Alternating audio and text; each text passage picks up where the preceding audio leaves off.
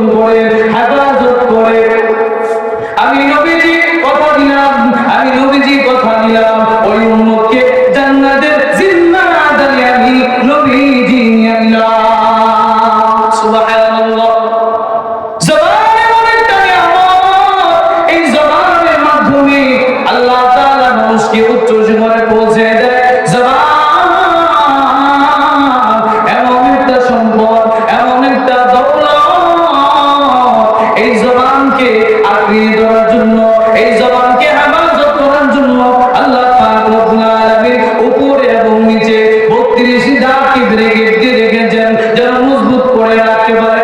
আল্লাহ রব্বুল আলামিন কোরআনে কারীমের মধ্যে বলেন, মা ইয়ালফিযু মিন কওলিন ইল্লা লাদাইহি রাকীবুন আতীদ। ওরে মুমিন, জবানকে হেফাজত করো, জবানকে ঠিক রেখো, জবানকে নিয়ন্ত্রণ করো। আমি আল্লাহ দুই কাঁধের মধ্যে সিকিউরিটি গার্ড লাগিয়ে দিয়েছি। আমি আল্লাহ দুই কাঁধের মধ্যে দুইজন ফেরেশতাকে নিয়ন্ত্রণ করার জন্য, রেকর্ড করার জন্য, লিপিবদ্ধ করার জন্য আমি আল্লাহ ফিটিং করে দিয়েছি। অতএব মানুষ যখন আমরা কথা বলবো, সতর্কতার সাথে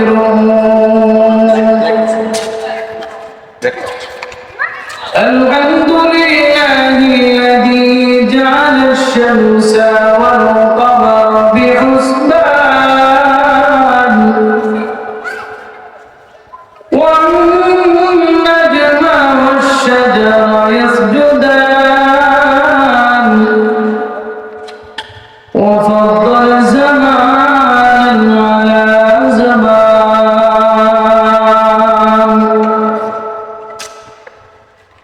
كما فضل مكانا على مكان وإنسانا على إنسان ونشهد أن لا إله إلا الله وحده لا شريك له لا ضد له ولا ند له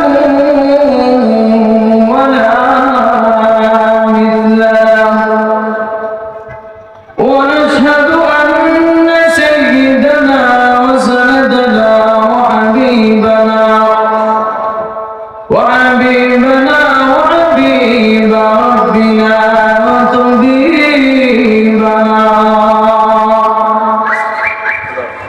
وطبيبنا وطبيب قلوبنا ومولانا محمد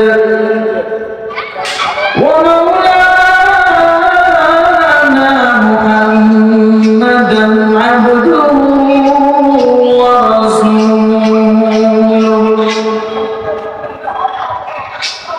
أما بعد فأعوذ بالله من الشيطان الرجيم. بسم الله الرحمن الرحيم.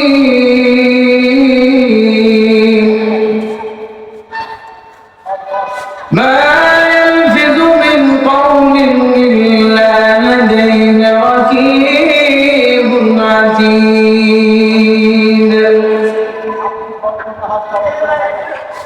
أو كما قال النبي عليه الصلاة والسلام: من أضمن لما بين لحييه ورحليه وما بين رجليه يضمن له الجنة. صدق الله المولى العظيم وصدق رسوله النبي الكريم ونحن على ذلك لمن الشاهدين والشاكرين والحمد لله رب العالمين. অসংখ্য গণিত নিয়ামতের মধ্যে আল্লাহ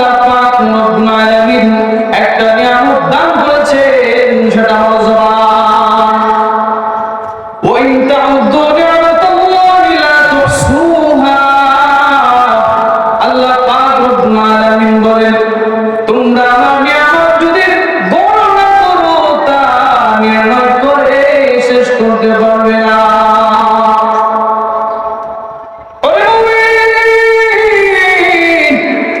অসংখ্য গণিত নিয়ামতের মধ্যে একটা নিয়ামত হলো শরীরের অঙ্গ প্রত্যঙ্গের মধ্যে একটা নিয়ামত হলো জবান।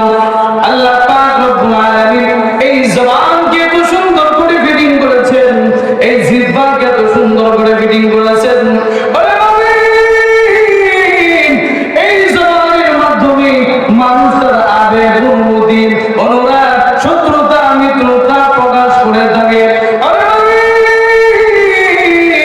এই জবানের মাধ্যমে মানুষ জান্নাত এবং জাহান্নাম, অর্থাৎ এই জবানকে যদি সঠিক ব্যবহার করা হয়, সঠিক জায়গার মধ্যে যদি সঠিকভাবে ব্যবহার করতে পারে, তাহলে এই জবানের কারণে আল্লাহ পাক রব্বুল আলামিন মানুষকে জান্নাত নিয়ামত দান করবে।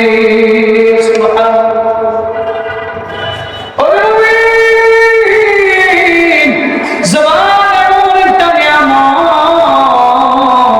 এই জবান